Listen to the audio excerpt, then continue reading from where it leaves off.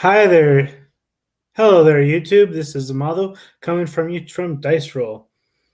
This is our episode 2 review of Lower Decks. As the Cerritos is in orbit, an energy beam flies past the screen and stops. It sees the Cerritos. It is going in to make new contact.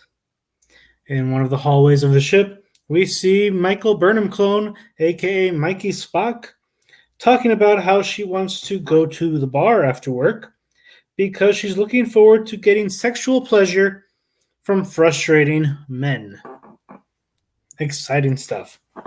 The bean goes there and says, "Hey, look at me. You're awesome. Nice to meet you. See me. Get excited." Mikey Clone tackles the energy beam that phased through the matter of the material, lands on the deck, and tries to enslave it, saying we can use it for all sorts of cool stuff. Our Orion female says, "Hey, isn't that a bad thing?" "Nah, he's a bad guy, so it's okay." The energy being responds, saying that I shall make a meal of your discomfort, that you will regret this, and I will get you back.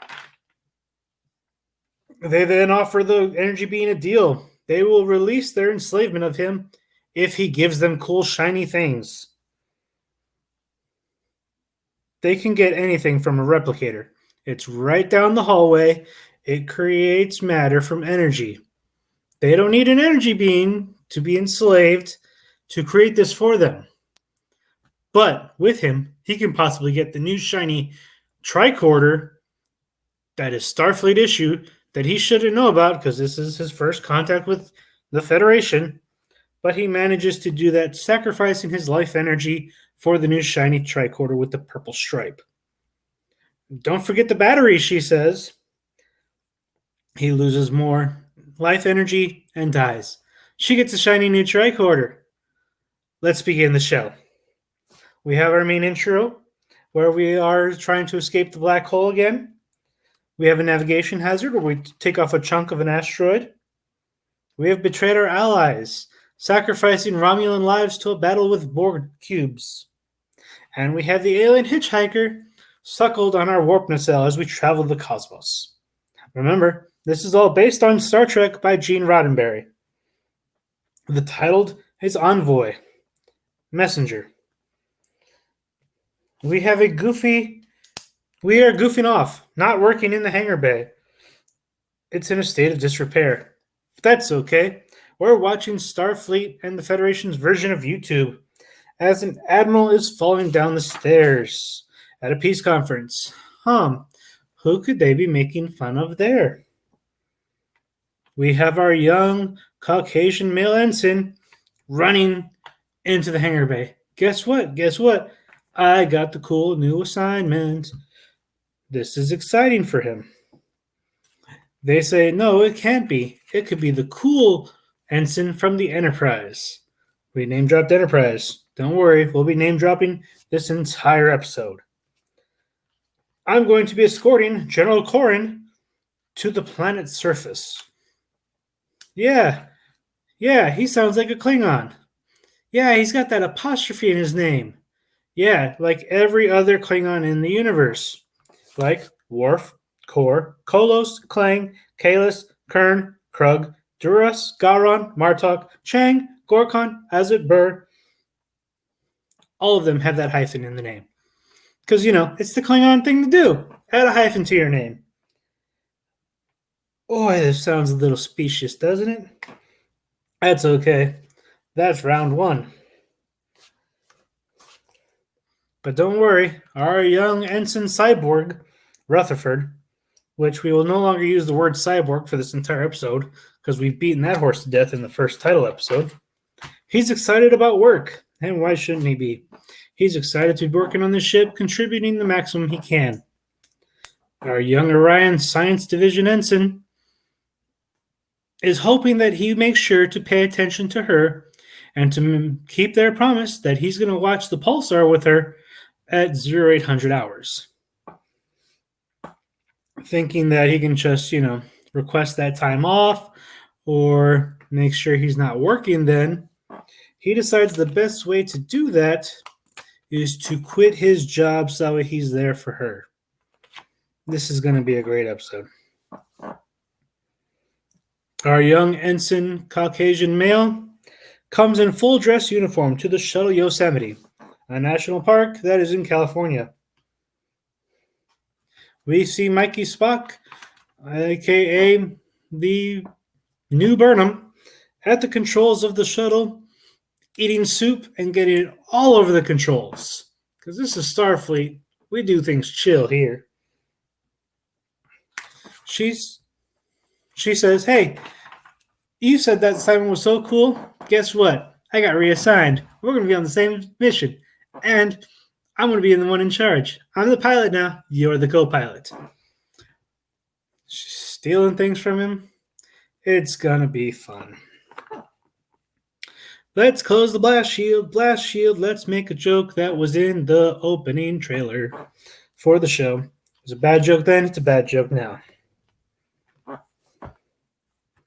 As our Rutherford cyborg engineering ensign requests a change from engineering, we are subverted in our expectations when everyone is happy for him and wishes him well as he discovers who he is. Around the moons of Nibia is what young Michael Burnham clone says, or Mikey Spock says, when we see her asleep at the wheel. A classic Star Trek II Wrath of Khan reference. Don't worry, we're going to be referencing the heck out of Star Trek this whole episode. Because, I don't know if you know this, we're Star Trek. The Klingon comes aboard. Michael Burnham clone immediately starts a fight with the Klingon officer.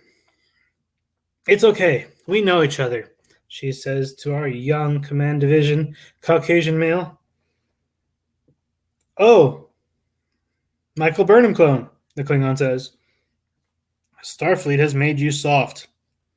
She responds back, not as soft as you, because you're as soft as a nipple. Ha ha ha ha ha, sex joke. But it's in Klingon. Shh, we've fooled you guys. By the way, young Caucasian male ensign, I'm going to be chilling in the back with my homie, so you're flying the ship now. Let's make sure we make another sex joke as the shuttle leaves the starship USS Cerritos. We start clinging a drinking song that was featured in Star Trek Deep Space Nine Wave of the Warrior, because we have Klingon tankards in this shuttle, and we're going to start a drinking song because we're Klingons and we drink all the time. As we approach the planet, we are contacted by ground control asking for our passcodes. We submit the passcodes. We land on the planet in the Klingon sector, because forget going to orders and going to the Federation Embassy. I need some Klingon food, so let's head to the Klingon quarter. Ethnic enclave, ethnic food. What can be better than this? Let's defy orders. It's okay. Another sex joke. And if it's not clear, we're going to be doing our way and not Starfleet's way. Let's throw a Klingon dagger at the controls. Because this is our time now. We land in the Klingon quarter of the city. We talk about the smell of the district. Michael Burnham clone says, make sure you clean the shuttle after we get back. Kind of smells. Our Klingon companion does not leave the shuttle, ends up flying off in the ship. Caucasian male command ensign says, oh no, we're in trouble. She goes, no, it's okay. We're just going to go up to the Cerritos and get the autopilot to bring it back. He says, we can't do that because we can't contact the ship in orbit because of an ion shield preventing communications. This is right after he has talked to ground control about landing the shuttle. Consistency, even if it lasts 30 seconds, is kind of crucial to your story. But let's go off and let's track down that shuttle. How are we going to do that? We're going to walk. If anyone has ever chased after a moving car in a city, if anyone has ever seen a car go by in a city, y'all know you're not going to catch it walking.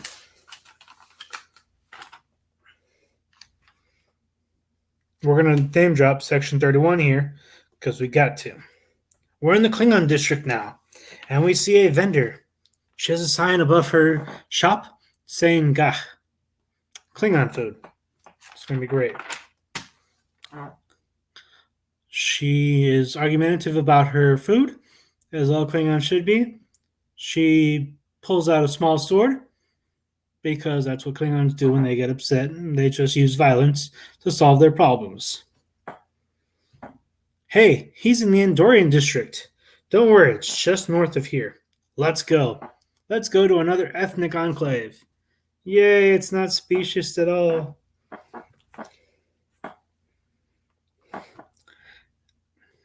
He asks her a question, and I love this line. This is why I'm going to use it.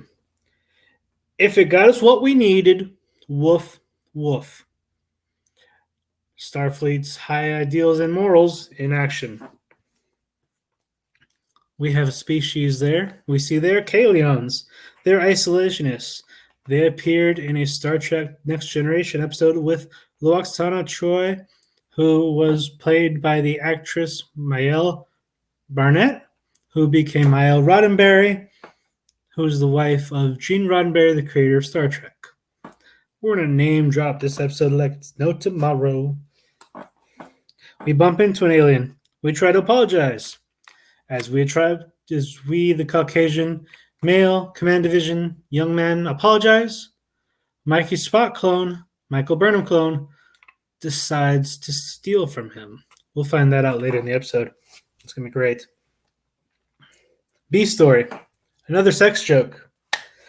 We appear in a hologram in a command division uniform because that's what we're doing. We transferred into command.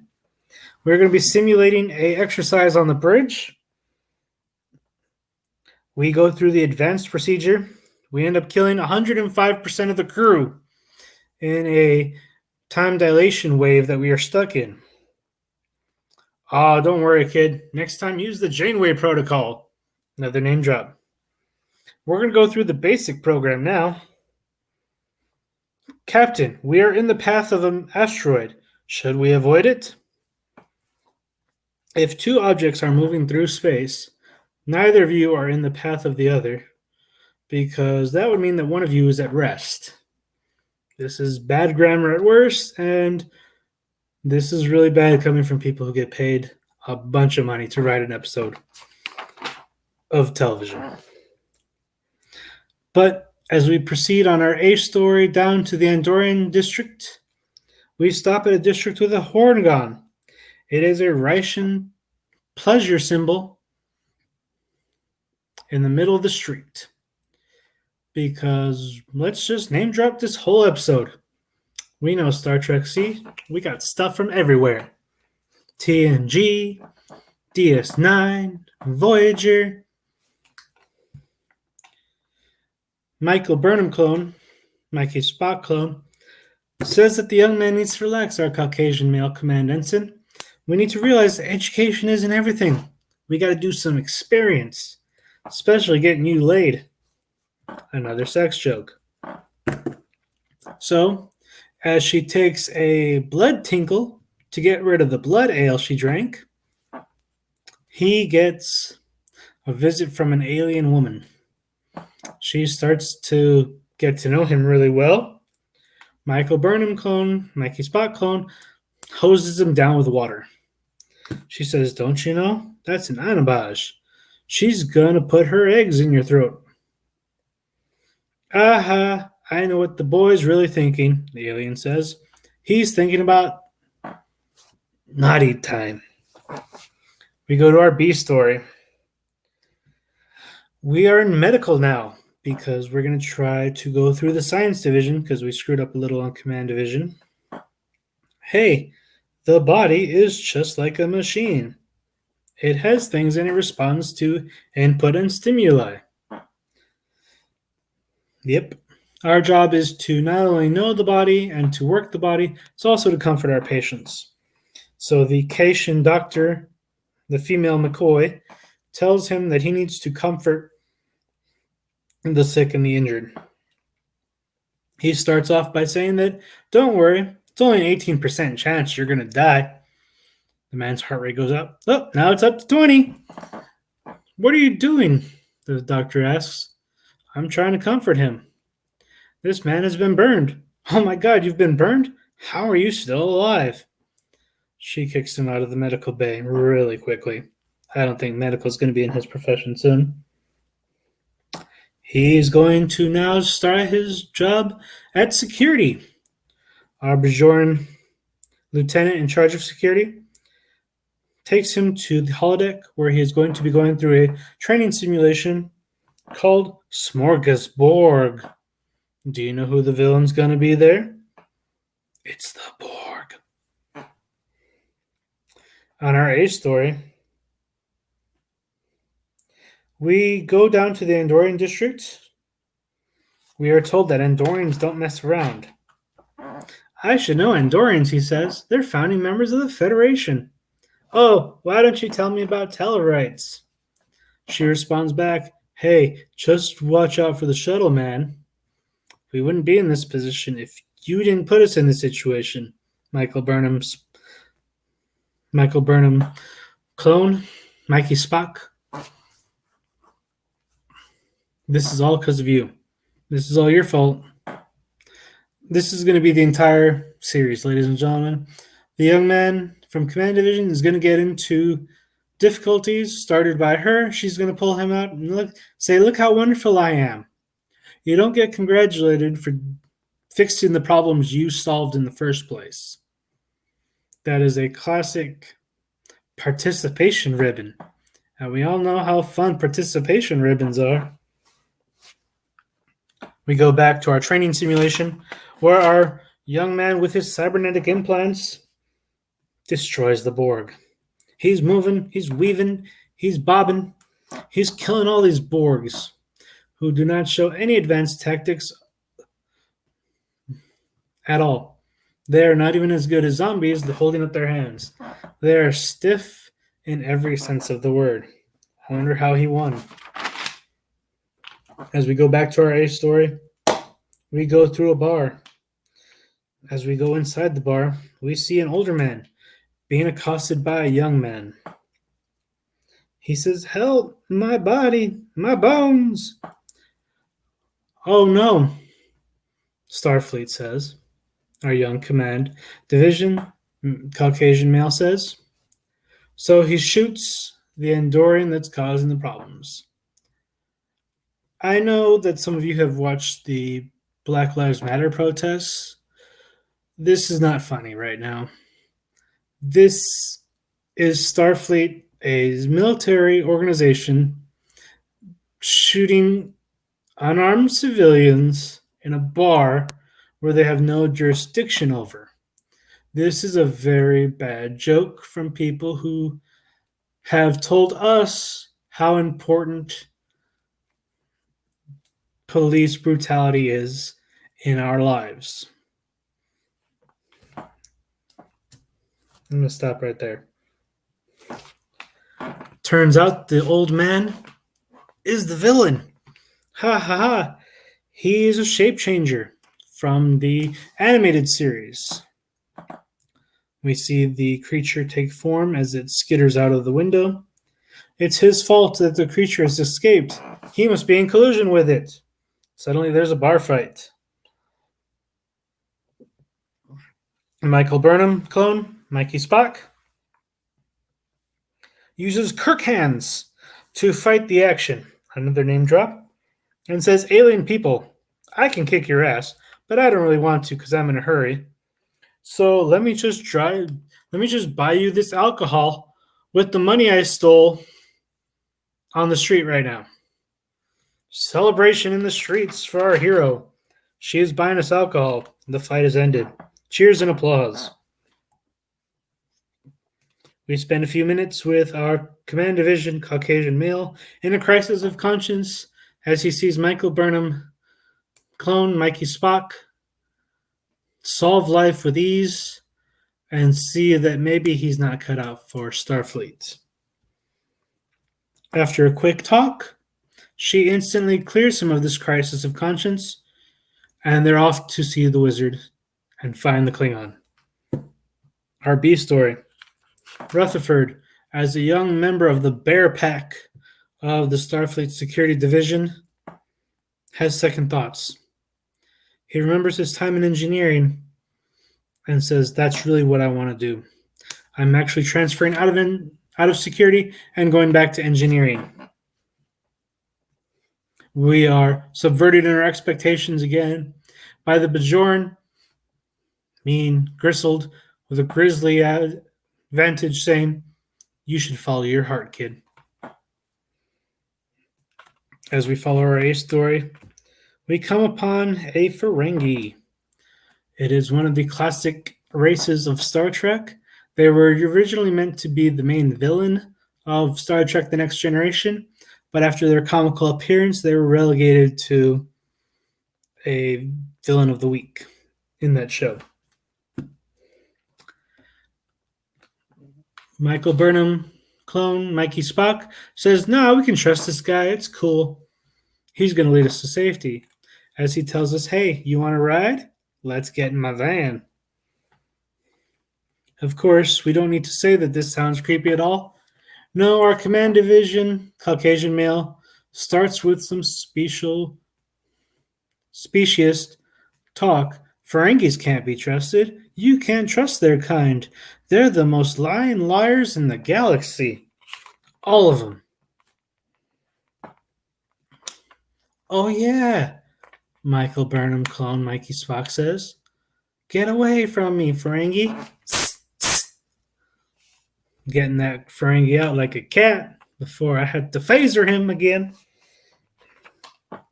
We find our shuttle in front of the Federation Embassy, right beneath some hedges, right outside where we saw the Ferengi. This has been an excellent detective case, worthy of Sherlock Holmes. Nay, I say, Inspector Poirot, because we have used no technology, no communications, but we have sniffed out where a shuttle is in the middle of a city, and it's right where it's supposed to be. But wait, there's a problem. There's a few tickets on this car. That's okay. As she tosses the parking tickets to the ground. What are they going to do? Send me a bill in space? Yes, we have subspace communications now. We have the shuttle. We have the registry. We can find out whose parent ship it is. We can communicate through subspace now in this show. But that's okay, because we found our main objective. We have found our Klingon, Corinne. He is passed out drunk in the shuttle right in front of the Federation embassy. Why no one from the embassy bothered to look inside the shuttle is beyond me. They're not proud of their actions here, but they decide to do one thing. They decide to dump his body in front of the embassy and get out while the getting's good. Don't tell anyone about my little mistake with the whole Ferengi trust thing. I mean, that's just between us, right? Mikey Burnham, Michael Spock, clone says to our young command division Caucasian male ensign say. He says, don't worry. We're in the circle of trust. I'm not telling anyone. This is the shuttle of silence. You can see where he's going to start to tell everyone on the ship when they get back.